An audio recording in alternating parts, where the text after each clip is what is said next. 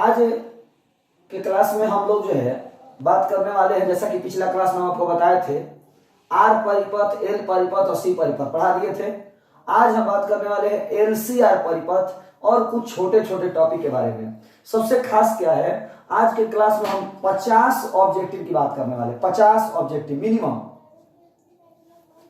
आज की क्लास में हम आप लोगों को मिनिमम 50 ऑब्जेक्टिव बताएंगे और आज का ये वीडियो, आज का जो ये क्लास है वो बहुत ही अधिक महत्वपूर्ण होने वाला है, बहुत ही अधिक महत्वपूर्ण होने वाला है।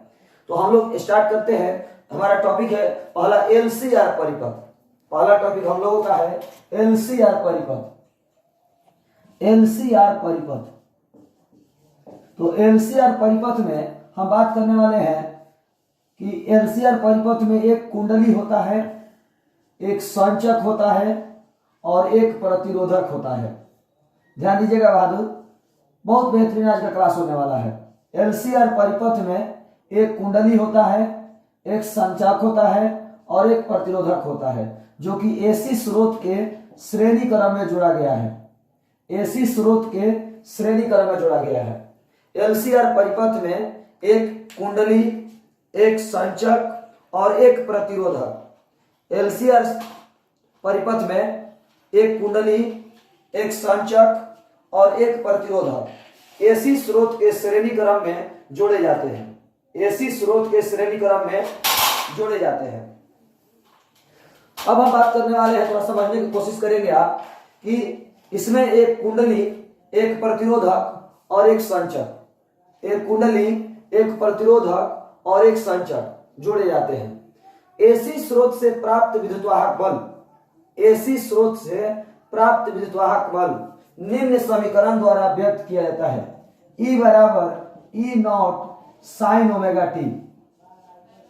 एसी स्रोत से प्राप्त विद्युतवाहक बल निम्न समीकरण द्वारा व्यक्त किया जाता है। E बराबर E not sine omega T. E बराबर E not sine omega T, जहां E क्या है, तात्कालिक विद्युतवाहक बल। E नॉट क्या है, शिखर विद्युतवाहक बल। E क्या है, तात्कालिक विद्युतवाहक बल। E नॉट क्या है, शिखर विद्युतवाहक बल।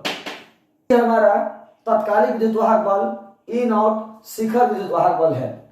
जब इस विद्युतवाहक बल को परिपथ में आरोपित किया जाता है, जब इस विद्युतवाहक बल को परिपथ में आरोपित किया जाता है तो कुंडली, संधारित्र और प्रतिरोधक से होकर के धारा बहने लगती है। कुंडली, संधारित्र और प्रतिरोधक से होकर के धारा बहने लगती है। धारा प्रवाह के कारण, धारा प्रवाह के कारण कुंडली पर, संचक पर और प्रतिरोधक पर, तीनों पर वोल्टेज उत्पन्न होता है। कुंडली पर VL, संचक पर VC और प्रतिरोधक पर VR। कुंडली पर VL, संचक पर VC, प्रतिरोधक पर VR, तीनों पर वोल्टेज उत्पन्न होते हैं। जैसा कि हम आपको पढ़ाए हैं, VL का सूत्र होता है I इंटू XL, यानी I into L into omega. I into L into omega. VC I into XC, यानी I बटा में C इंटू ओमेगा और VR I इंटू R। ये हमारा धारा प्रवाह के कारण तीनों पर उत्पन्न वोल्टेज हुआ। धारा प्रवाह के कारण कुंडली, संधारित्र और प्रतिरोधक तीनों पर उत्पन्न वोल्टेज हुआ। अब आपको पता होना चाहिए, समझने की कोशिश करिएगा, तीनों को यदि हम डायग्राम से दिखाना शुरू करें, तीनों को यदि डायग्राम से दिखाना शुरू करें तो ये विद्युत धारा है और आर परिपथ का जो वोल्टेज है वो धारा की दिशा में होता है, जैसा कि हम आपको कल पढ़ाए थे।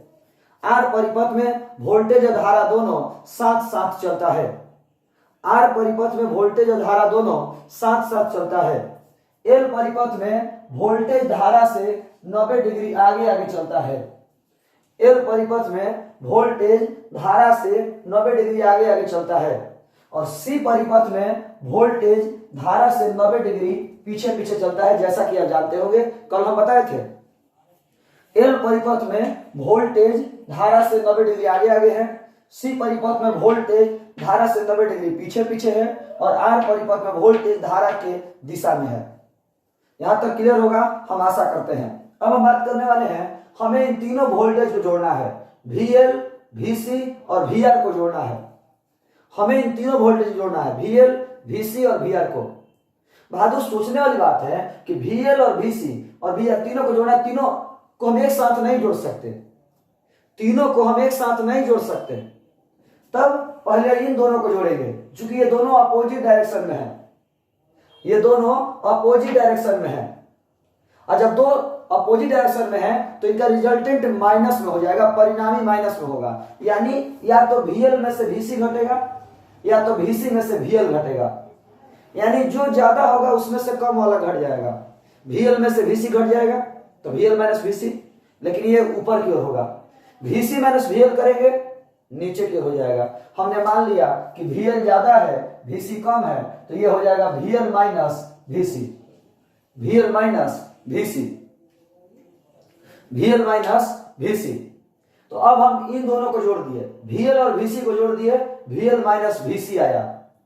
हमने VL और VC को जोड़ दिया, VL माइनस VC आया, और एक है VR। अब हमें इन्हीं दोनों को जोड़ना है, अब हमें इन्हीं दोनों को जोड़ना है। तो यहां पर हम एक समांतर चतुर्भुज बनाएंगे, यहां पर हम एक समांतर चतुर्भुज बनाएंगे।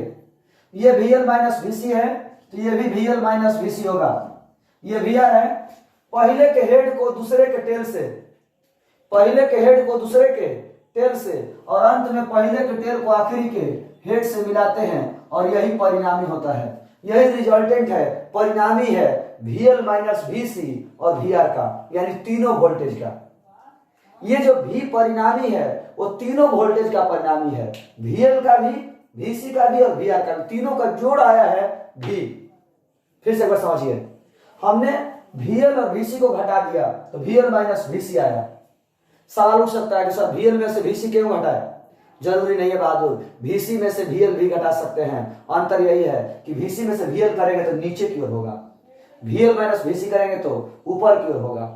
तो अब हमने इन दोनों को जोड़ दिया तो VL माइनस VC आया। अब हमें केवल दो को जोड़ना है, VL माइनस VC और VR को, VL माइनस VC और VR को। अब ये दोनों को जोड़ने जा रहे हैं तो हमने एक समानांतर चतुर्भुज बना दिया, पहले के हेड को दूसरे के टेल से और अंत में पहले के टेल को आखिरी के हेड से मिलाया, और यही परिणामी है, यही हमारा टोटल आंसर है।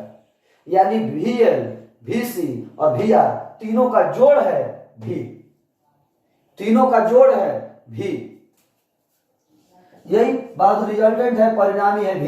तो चित्र के अनुसार हम बात करें तो V स्क्वायर बराबर VR का square plus VL minus VC का होल स्क्वायर, कर्ण स्क्वायर बराबर लंब स्क्वायर जोड़ आधार स्क्वायर, कर्ण स्क्वायर बराबर लंब स्क्वायर जोड़ आधार स्क्वायर। V का सूत्र I गुना Z, V विभव, धारा गुना प्रतिरोध, ये कुल विभव है तो कुल धारा गुना कुल प्रतिरोध। VR का I इंटू R, VL का I into L into omega और VC का I by C into omega का होल स्क्वायर। सब में I कॉमन ले लीजिए, I स्क्वायर सब में कॉमन हो जाएगा, और यहां भी I स्क्वायर कॉमन कट जाएगा तो हो जाएगा Z स्क्वायर बराबर R square plus L omega minus 1 by C omega का होल स्क्वायर। तो Z बराबर under root R square plus L omega minus 1 by C omega का होल स्क्वायर। ये बहादुर Z क्या है? सवाल आ सकता है आपके दिमाग में, सर Z कहां से आया, Z है क्या? तो LCR परिपथ के प्रतिरोध को प्रतिबाधा कहा जाता है, प्रतिबाधा। LCR परिपथ के प्रतिरोध को प्रतिबाधा, जैसे कल पढ़ाया था, याद होगा कि L परिपथ के प्रतिरोध को प्रेरणिक प्रतिघात, C परिपथ के प्रतिरोध को धारितीय प्रतिघात, उसी तरह LCR परिपथ के प्रतिरोध को प्रतिबाधा कहते हैं। इसे Z द्वारा सूचित किया जाता है, प्रतिबाधा को Z द्वारा सूचित किया जाता है, प्रतिबाधा को Z द्वारा सूचित किया जाता है, प्रतिबाधा को Z द्वारा सूचित किया जाता है। और इसका सूत्र जो है, इसका सूत्र Z का R square under R square plus minus 1 by C omega का होल स्क्वायर होता है। LCR प्रतिबाधा, LCR के प्रतिरोध को प्रतिबाधा कहते हैं, इसे Z द्वारा सूचित किया जाता है। Z का सूत्र इतना होता है, और चूंकि यह प्रतिरोध है तो इसका ऐसा ही मात्रक ओम होता है, चूंकि यह प्रतिरोध है तो इसका ऐसा ही मात्रक ओम होता है। प्रतिबाधा क्या है? LCR परिपथ के प्रतिरोध को प्रतिबाधा कहते हैं, इसे Z द्वारा सूचित किया जाता है, इसका सूत्र इतना होता है और इसका ऐसा ही मात्रक ओम होता है। चूंकि प्रतिरोध है तो इसका ऐसा ही मात्रक ओम होगा। हम आशा करते हैं आपको यहाँ तक समझ में आया होगा। फिर से एक बार, ऐसे स्रोत से प्राप्त विद्युत वाहक बल को इस सूत्र से व्यक्त करते हैं। जब इस विद्युत वाहक बल को परिपथ में आरोपित करते हैं तो सबसे होकर धारा बहने लगती है, सबसे होकर धारा बहने लगती है। धारा प्रवाह के कारण तीनों पर वोल्टेज उत्पन्न होता है, VL, VC और VR। VL इतना है, VC इतना है, VR इतना है। तीनों को यदि हम डायग्राम से दिखाएं तो VL जो है धारा से 90 डिग्री आगे आगे होगा, VC धारा से 90 डिग्री पीछे पीछे होगा और VR धारा की दिशा में होगा। ये तीनों को हमें जोड़ना है। पहले इन दोनों को जोड़े तो अपोजिट डायरेक्शन में है तो माइनस हो गया, VL माइनस VC, और ये हमारा VR। तो VL माइनस VC को और VR को जोड़े तो V मिला, जो कि तीनों का परिणामी है, तीनों का परिणामी है V। तो V स्क्वायर बराबर VR square plus VL minus VC का होल स्क्वायर। सॉल्व किए तो Z स्क्वायर बराबर इतना, Z बराबर इतना, जो कि LCR परिपथ का प्रतिरोध है। LCR परिपथ का प्रतिरोध है Z। प्रतिबाधा इसका ऐसा ही मात्रक ओम होता है, प्रतिरोध इतना होता है। यदि आप परिपथ के प्रतिरोध के बारे में बताया, अभी तक केवल हमने आपको LCR परिपथ के प्रतिरोध के बारे में बताया। अब हम आगे बढ़ते हैं, ध्यान दीजिएगा। अभी तक हमने आपको LCR परिपथ का केवल प्रतिरोध बताया है। आगे बढ़ें तो tan फाई बराबर तो लंब बटा आधार यानी VL माइनस VC बटा VR। tan फाई बराबर VL हो गया L ओमेगा, VC हो गया 1/c ओमेगा और VR हो गया R। अब कई बार सर ऐसा तो होता नहीं है, सब में I होता है, I कॉमन लेकर कटा दिए हैं। सब में I into L into omega, I/c omega, I into R, सब में I कॉमन लेकर कटा दिए। अब आप समझने की कोशिश करेंगे थोड़ा सा यहाँ पर। शायद आप जानते होंगे कि tan थीटा का वैल्यू यदि प्लस में हो तो टोटल वैल्यू प्लस में ही आता है। tan थीटा का टोटल वैल्यू यदि प्लस में हो तो थीटा का वैल्यू प्लस में होता है, और यदि थीटा का वैल्यू माइनस में होता है तो टोटल वैल्यू भी माइनस में आता है।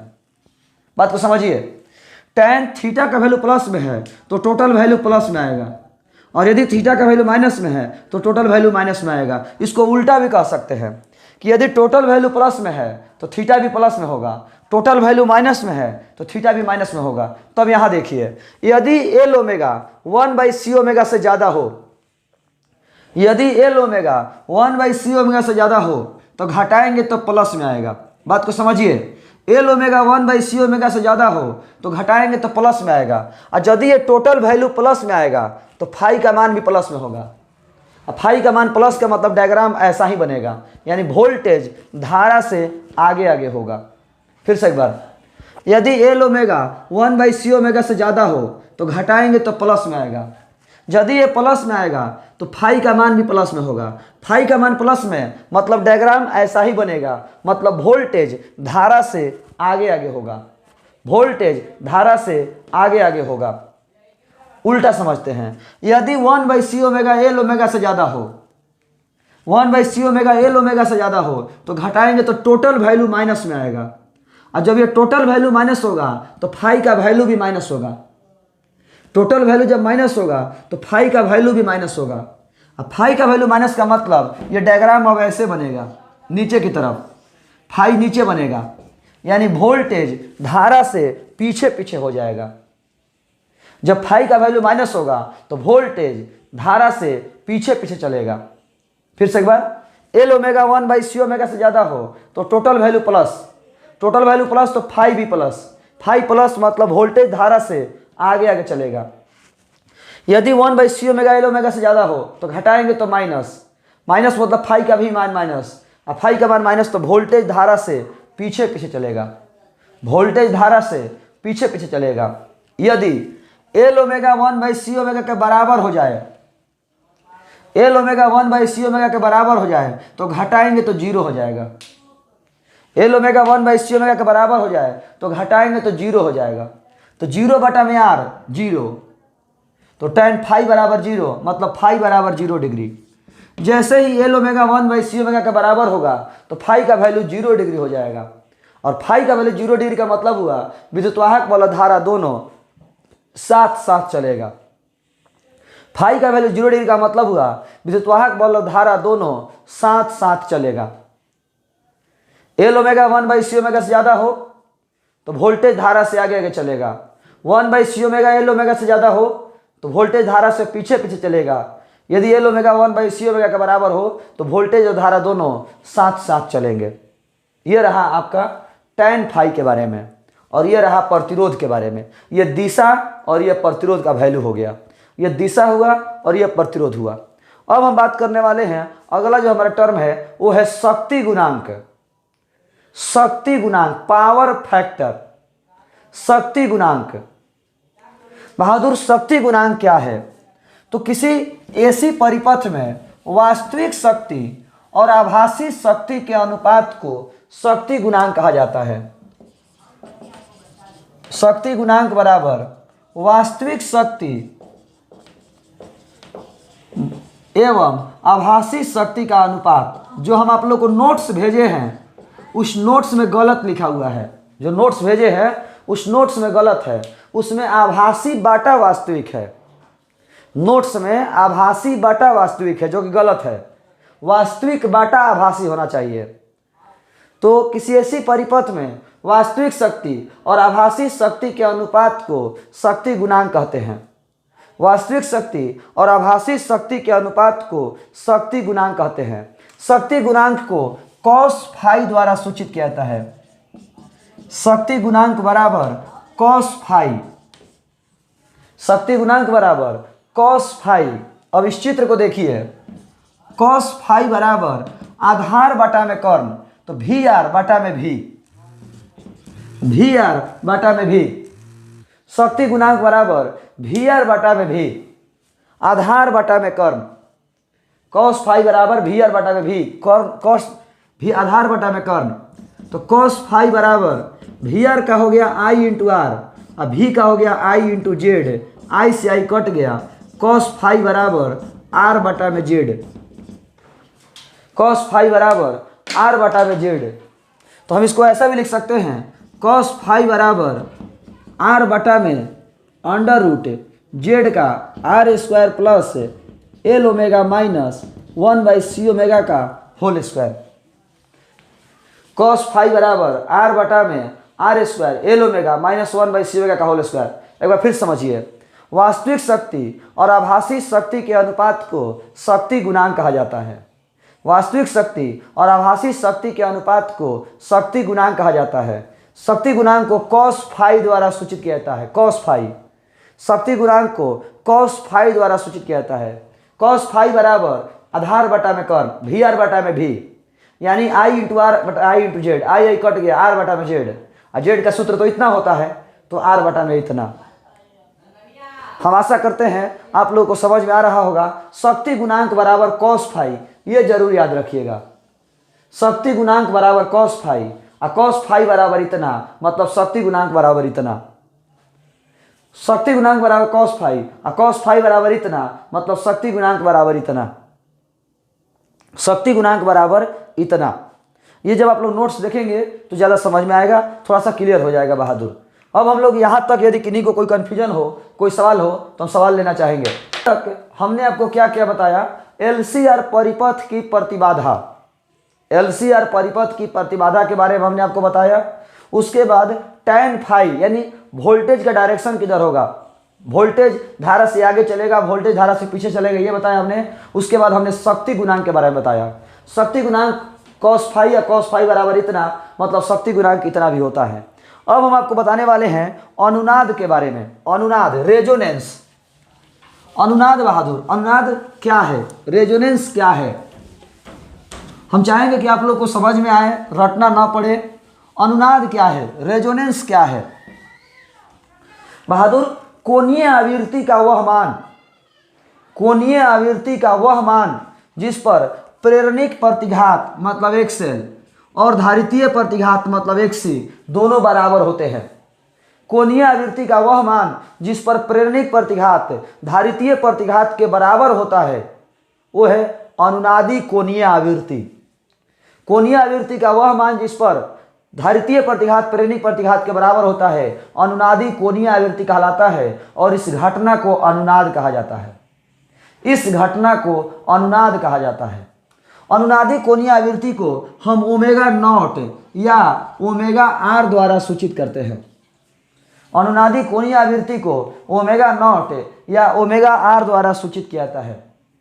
तो देखिएगा बहादुर, एल ओमेगा नॉट एक्सएल का एल इंटू ओमेगा होता है, तो ओमेगा नॉट बराबर 1/c omega naught. L omega naught बराबर 1/c ओमेगा नॉट।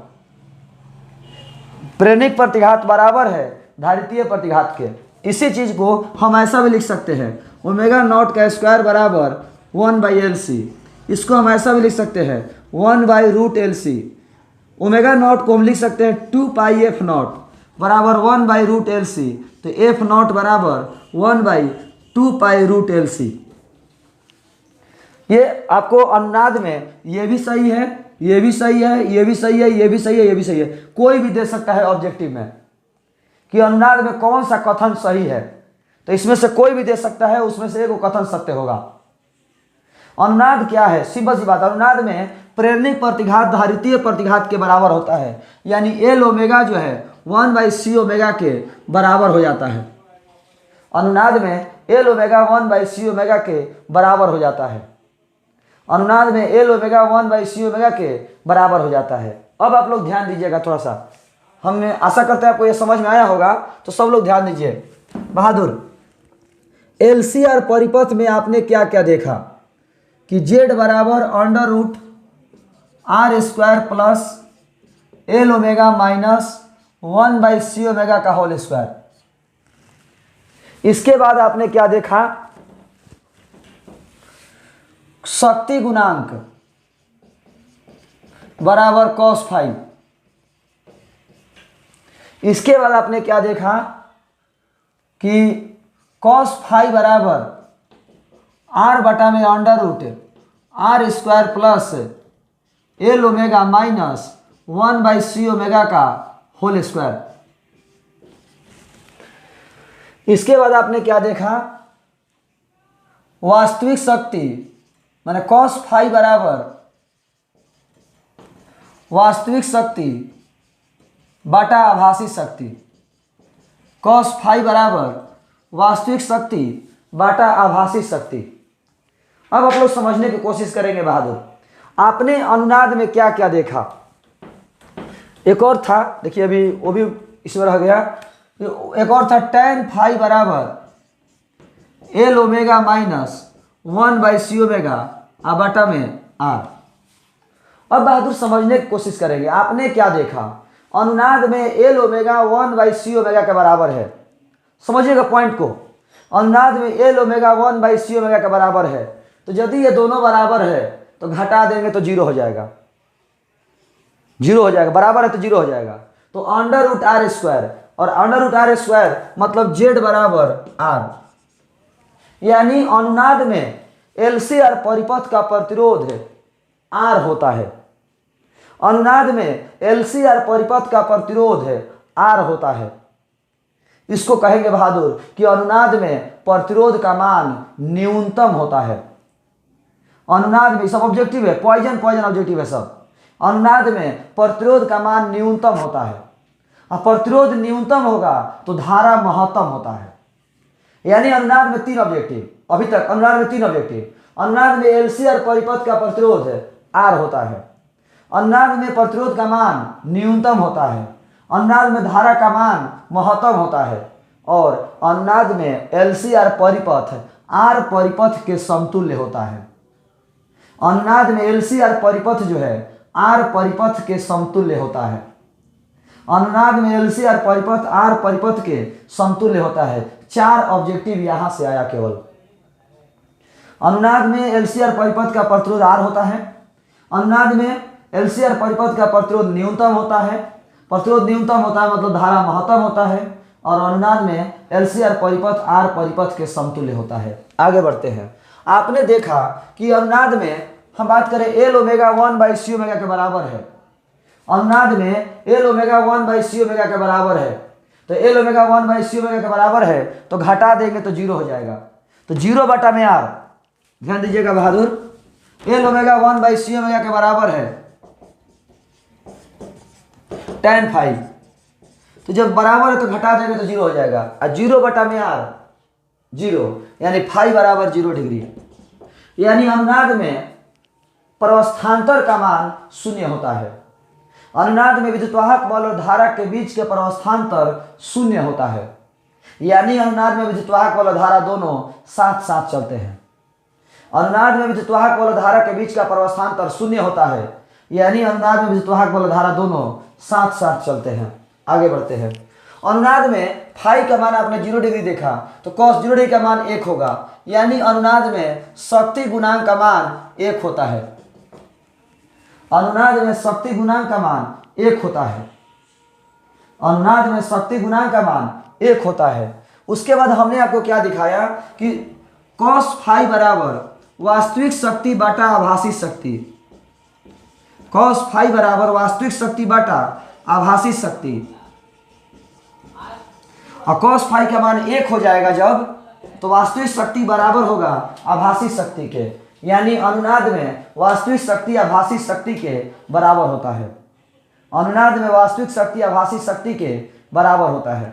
अभी तक हमने आपको अनुनाद में क्या क्या चीजें बताया, फिर सुनिए। अनुनाद में प्रेरणिक प्रतिघात धारितीय प्रतिघात के बराबर होता है। अनुनाद में प्रेरणिक प्रतिघात धारितीय प्रतिघात के बराबर होता है, पहला पॉइंट। दूसरा, अनुनाद में एलसी और परिपथ का प्रतिरोध R होता है। तीसरा, अनुनाद में प्रतिरोध का मान न्यूनतम होता है। चौथा, अनुनाद में प्रतिरोध का मान धारा का मान महत्तम होता है। पांचवा, अनुनाद में एलसी और परिपथ R परिपथ के समतुल्य होता है। छठा, अनुनाद में विद्युतवाहक बल और धारा के बीच का प्रवस्थान्तर 0 होता है। सातवां, अनुनाद में विद्युतवाहक बल और धारा दोनों साथ साथ चलते हैं। आठवां, अनुनाद में शक्ति गुणांक का मान 1 होता है। नौवां, अनुनाद में वास्तविक धारा बराबर होता है आभासी धारा के। ये पॉइंट सब आपको यहां से निकल के आ रहे हैं, ये सारे पॉइंट यहां से निकल के आ रहे हैं। अब हम बात करते हैं अनुनाद में 2-3 पॉइंट आपको अलग से याद करना होगा। अनुनाद में मूल आवृत्ति बाह्य आवृत्ति के बराबर होती है। अनुनाद में मूल आवृत्ति बाह्य आवृत्ति के बराबर होती है। अनुनाद में मूल आवृत्ति बाह्य आवृत्ति के बराबर होती है। अनुनाद की स्थिति को मुक्त दोलन के नाम से भी जाना जाता है। मुक्त दोलन, फ्री स्टेट, फ्री रूप से घूमना, अनुनाद को मुक्त दोलन भी कहा जाता है। और तीसरा पॉइंट, एलसी परिपथ को दोलनी परिपथ भी कहा जाता है। एलसी परिपथ, एलसी परिपथ को दोलनी परिपथ भी कहा जाता है। एलसी परिपथ को दोलनी परिपथ भी कहा जाता है। यह रहा अनुनाद से रिलेटेड पॉइंट। अनुनाद से रिलेटेड पॉइंट, यदि आप लोगों को अनुनाद में कोई सवाल पूछना हो तो सवाल कर सकते हैं। अभी हम लोगों को 12 में 7 एसी परिपथ पढ़ना है। 7 कौन कौन? आर परिपथ, एल परिपथ, सी परिपथ, एलसीआर परिपथ, एलआर परिपथ, सीआर परिपथ, जिसमें हमने आपको 4 पढ़ाया है। आर परिपथ, एल परिपथ, सी परिपथ और एलसीआर परिपथ, ये हमने पढ़ा दिया। एलआर, सीआर और एलसी नहीं पढ़ाया है। एलआर, सीआर और एलसी नहीं पढ़ाया है। अब हम आपको एक आसान सा तरीका बताने जा रहे हैं कि आप कोई भी परिपथ का, चाहे वो आर हो, एल हो, सी हो, एलआर हो, सीआर हो, एलसी हो, किसी भी परिपथ का ये सभी टर्म आप कितना आसानी से निकाल सकते हैं, ये हम आपको सिखाने जा रहे हैं। एग्जाम में बहुत बार पूछा भी गया है, तो कैसे हम लोग इसको सॉल्व करेंगे, कैसे जानेंगे? तो एक आसान सा तरीका समझिए। जिस परिपथ का निकालना होगा तो उसको छोड़ करके बाकी को 0 करना है। जैसे आर परिपथ का निकालना है तो एल वाला और सी वाला नहीं रहेगा। आर परिपथ, बहादुर इसके आगे थोड़ा सा और बता लेने दीजिए, इसके आगे भले ही कल बढ़ाएंगे, जो कि हम कल ही बोले थे कि इसको बीच में नहीं छोड़ सकते, बीच में ड्रॉप नहीं कर सकते इस टॉपिक को। तो सुनिएगा फिर से एक बार बहादुर कि एल परिपथ, आर परिपथ, सी परिपथ, यदि एल परिपथ का निकालना है तो आर वाला और सी वाला नहीं रहेगा। आर का निकालना है तो एल वाला और सी वाला नहीं रहेगा। सी परिपथ का निकालना है तो एल वाला और आर वाला नहीं रहेगा। एल आर का निकालना है, एल आर का, तो सी वाला नहीं रहेगा। सी आर का निकालना है, एल वाला नहीं रहेगा। इस तरह से जिस परिपथ का निकालना है उसको छोड़कर बाकी सब 0 हो जाएंगे। जिस परिपथ का निकालना है उसको छोड़कर बाकी सब 0। सर इसका मतलब क्या हुआ? इसका मतलब समझाते हैं, देखिए इसका मतलब ध्यान दीजिएगा। जैसे हम निकालना चाहते हैं आर परिपथ का, तो आर परिपथ का निकालना चाहते हैं तो आर वाला रहेगा, ये दोनों नहीं रहेगा, ये दोनों खत्म, तो ये दोनों खत्म, तो under root R square, under root R square का मतलब हुआ जेड बराबर आर, ये आर परिपथ का जेड हुआ, प्रतिरोध हुआ। अब देखिए हमने देखा कि tan फाई बराबर L omega minus 1/c omega बटा में आर, तो हम आर परिपथ का निकालना चाहते हैं तो ये वाला दोनों नहीं रहेगा, आर परिपथ का निकालना चाहते हैं तो ये दोनों नहीं रहेगा, तो ये दोनों जीरो, तो जीरो बटा में आर, जीरो बटा में आर जीरो, तो tan फाई बराबर जीरो, मतलब फाई बराबर 0 डिग्री, यानी आर परिपथ में फाई का मान 0 डिग्री होता है। ये तो आप भी जानते होंगे, लेकिन हम यहां से सिखा रहे हैं कि देखिए कैसे निकलेगा। आर परिपथ में फाई बराबर 0 डिग्री होता है, आर परिपथ में धारा विस्थापन बल दोनों साथ साथ चलता है। आर परिपथ के शक्ति गुणांक का मान cos 5 cos 0 डिग्री, तो आर परिपथ में शक्ति गुणांक का मान 1 होता है, आर परिपथ में शक्ति गुणांक का मान 1 होता है। और आर परिपथ में अभी हमने बताया कि वास्तविक शक्ति बटा आभासी शक्ति बराबर cos 5, तो cos 0 डिग्री का मान 1 हो गया, तो वास्तविक शक्ति बराबर आभासी शक्ति होगा आर परिपथ में, आर परिपथ में। अब यदि किसी को निकालना है एल परिपथ में, एल का निकालना तो एल वाला रहेगा, बाकी सब जीरो, तो आर वाला जीरो, सी वाला जीरो, बच गया केवल एल वाला, यानी जेड बराबर एल इंटू ओमेगा, जिसको हमने एक्सेल पढ़ाया था, एल परिपथ में एल इंटू ओमेगा। अब देखिए कौन, देखिए एल वाला रहेगा ये दोनों जीरो, तो ये भी जीरो, तो एल ओमेगा में जीरो से भाग देंगे तो अनंत, किसी भी चीज में जीरो से भाग देते हैं तो अनंत, यानी tan फाई बराबर अनंत, tan फाई बराबर अनंत, यानी फाई बराबर 90 डिग्री, फाई बराबर 90 डिग्री प्लस में आया है, मतलब विद्युत वाहक बल धारा से 90 डिग्री आगे आगे चलता है, विद्युत वाहक बल धारा से 90 डिग्री आगे आगे चलता है, विद्युत वाहक बल धारा के बीच का प्रस्थांतर 90 डिग्री होता है।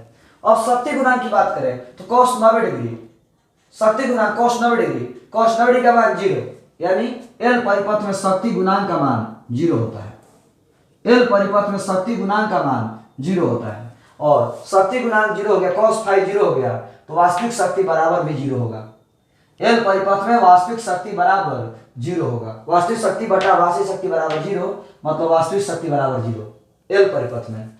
इसी तरह यदि सी परिपथ में निकालना चाहते हैं आप, सी परिपथ में, तो सी वाला रहेगा, बाकी सब जीरो, तो ये दोनों खत्म, तो जेड बराबर 1/c ओमेगा।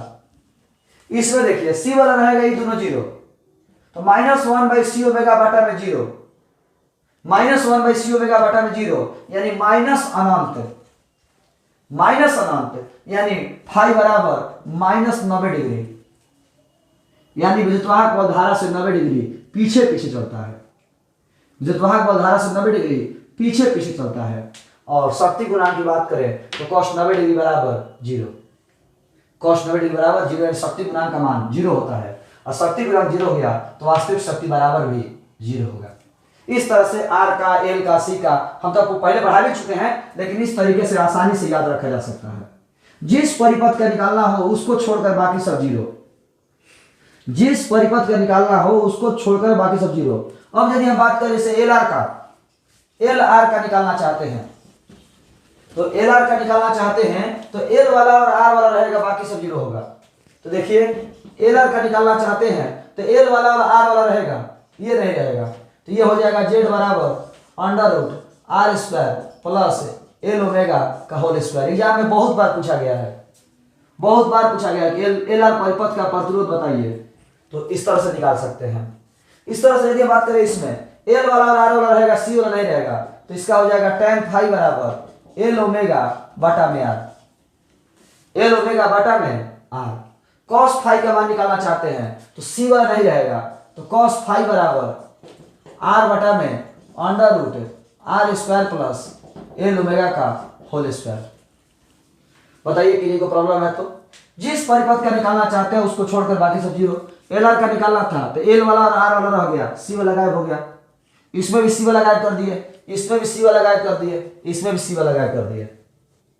यदि सी आर का निकालना है, सी आर का, तो सी आर का निकालना है तो सी वाला आर वाला रहेगा, ये दोनों रहेगा, एल वाला गायब, तो जेड बराबर हो जाएगा under root R square plus 1/c omega का होल स्क्वायर। उसी तरह tan फाई वाला में हम बात करें तो tan फाई बराबर ये हो जाएगा 1/c omega into R. L omega का 1/c ओमेगा इंटू आर।